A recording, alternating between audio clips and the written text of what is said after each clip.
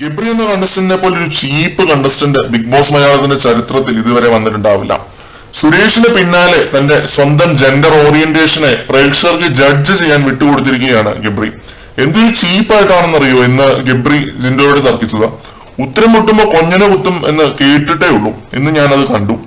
നമുക്കൊരു മാന്യത ഉള്ളതുകൊണ്ട് മാത്രമാണ് ചീപ്പ് എന്ന വാക്കിൽ ഗബ്രിയുടെ ഗെയിമിനെ ഒതുക്കുന്നത്. തെണ്ടിത്തരം, ചെറ്റത്തരം, മൂളത്തരം, അങ്ങനെ എന്ത് വാക്ക് ഉപയോഗിച്ച് വേണമെങ്കിലും ഗബ്രിയുടെ ഗെയിമിനെ വർണ്ണിക്കാം. എന്ത് തെണ്ടിത്തരം വിളിച്ചു പറയാനുള്ള ലൈസൻസ് ആർക്കും ബിഗ് ബോസ് അവിടെ കൊടുത്തിട്ടില്ല. ഒരാൾ അടുത്തേക്ക് വന്നാൽ അത് ലിപ് ലോക്ക് ചെയ്യാനാണെന്നും സെക്ഷൽ ഹരാസ്മെന്റ് ചെയ്യാനാണെന്നും വിചാരിക്കുന്നത് ഗബ്രിയുടെ മാനസിക വൈകൃതമാണ്. അല്ലാതെ എനിക്ക് പറയാൻ വയ്യ, അത് മാനസിക വൈകൃതം തന്നെയാണ്.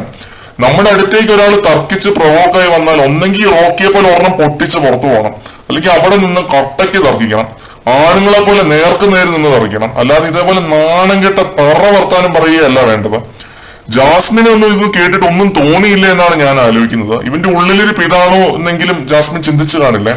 രാത്രിയെന്നോ പകലെന്നോ ഇല്ലാതെ ഇവനെ പോലുള്ള വെറും ഫെറ്റിഷുകളുടെ കൂടെ കറങ്ങി നടക്കുന്ന ആളാണ് ജാസ്മിൻ. ഒന്നും തോന്നിയില്ല, ഒന്ന് റിയാക്ട് ചെയ്യാൻ തോന്നിയില്ല ഒരു സ്ത്രീ എന്ന നിലയ്ക്ക്.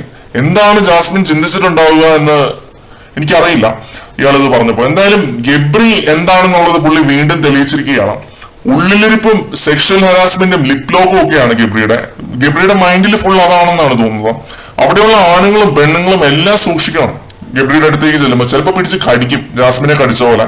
സൂക്ഷിച്ചില്ലെങ്കിൽ പണി കിട്ടാനുള്ള എല്ലാ സാധ്യതയും ഉണ്ട്. അത്രയ്ക്ക് നാണം കെട്ട കളിയാണ് ഗബ്രി അവിടെ കളിച്ചുകൊണ്ടിരിക്കുന്നത്, സ്വയം മറന്ന.